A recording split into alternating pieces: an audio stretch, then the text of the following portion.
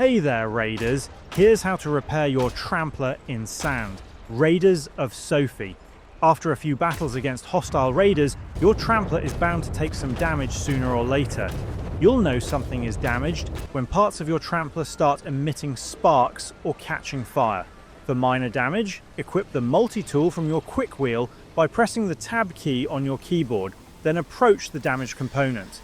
Click and hold the left mouse button to begin repairs, and keep repairing until the progress circle is completely filled. However, the multi-tool can only handle smaller repairs.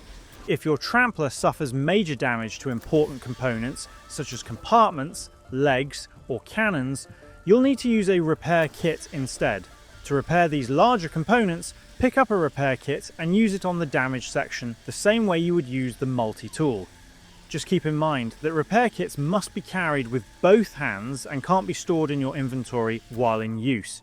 You can find repair kits in valuable loot locations across the map, and they're also commonly dropped by ironclads. Before heading back into battle, take a moment to inspect your entire Trampler and repair any damaged sections you find. A fully repaired Trampler can make all the difference during your next encounter, and that's all of it. If this video helped, please leave a like or comment and subscribe to the channel for more straightforward guides. Thanks for stopping by, and see you in the next side quest.